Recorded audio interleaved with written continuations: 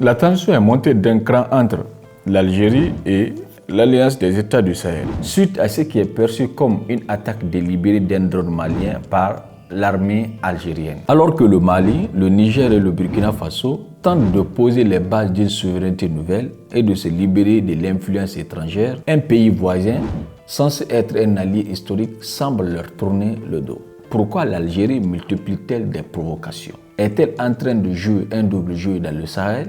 Revenons sur l'incident de drone malien abattu par l'armée algérienne près de la frontière. Une atteinte à la souveraineté du Mali, considérée comme un message clair à Bamako. L'Algérie agit-elle seule dans cette atteinte à la souveraineté du Mali? Des analystes soupçonnent une coordination avec la France qui cherche à freiner la montée en puissance de l'AES. L'Algérie a vraiment intérêt à se dresser contre l'AES. Ce bras de fer est dangereux, non seulement pour la stabilité régionale, mais aussi pour l'image de l'Algérie en Afrique. À l'heure où les peuples africains réclament l'indépendance, la souveraineté et la dignité, se mettre en travers de cette dynamique historique pourrait bien coûter cher. Dans le contexte historique et politique, l'Alliance des États du Sahel, composée du Burkina Faso, du Mali et du Niger, s'est consolidée autour d'un rejet commun des politiques néocoloniales avec un tournant militaire très fort. Ces pays se sont détournés de la France et des partenariats classiques pour adopter une approche plus souverainiste,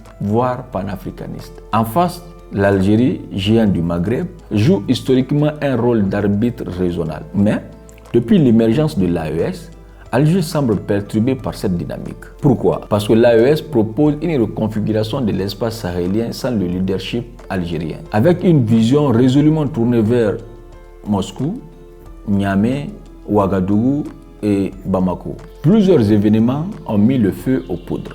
Le refus de l'AES d'un plan de médiation algérien sur le Niger, proposé juste après le coup d'État, ce refus a été perçu à Alger comme un camouflet diplomatique. Des accusations d'ingérence de l'Algérie dans les affaires du Mali, notamment à travers son implication dans l'accord d'Alger en 2015 que Bamako juge désormais caduc.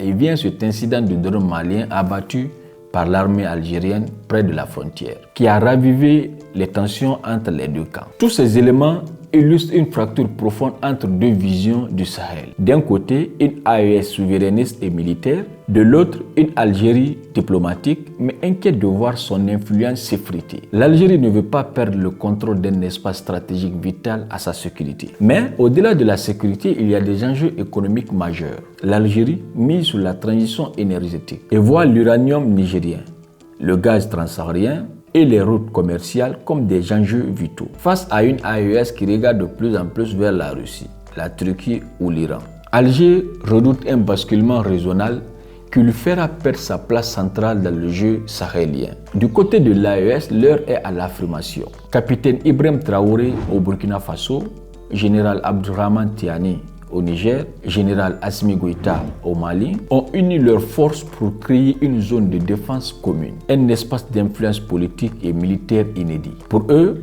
l'Algérie est perçue comme un acteur ambigu, tantôt neutre, tantôt proche des positions occidentales. L'AES veut construire un Sahel fort, fondé sur les valeurs locales, un rejet de l'impérialisme et un contrôle total de ses ressources. L'Algérie, qui n'a jamais connu de coup d'État militaire depuis son indépendance, voit cette militarisation du pouvoir d'un œil très critique. La montée des tensions pourrait déboucher sur trois scénarios. La désescalade diplomatique, via la médiation d'acteurs comme le Tchad ou la Mauritanie pour préserver la stabilité régionale. Deuxièmement, une guerre froide régionale. Avec les alliances croisées, l'Algérie, la France et autres d'un côté, l'AES, Russie et partenaires alternatifs de l'autre côté. 3.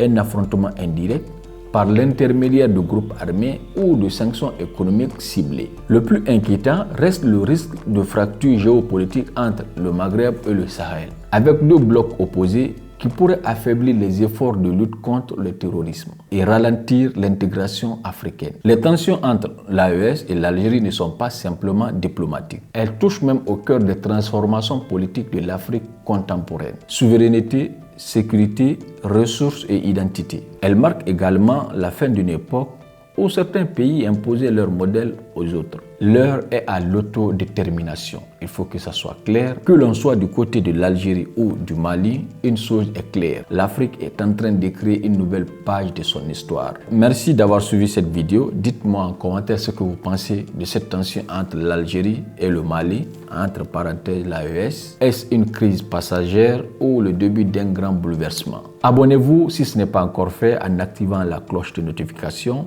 et à bientôt. À très bientôt.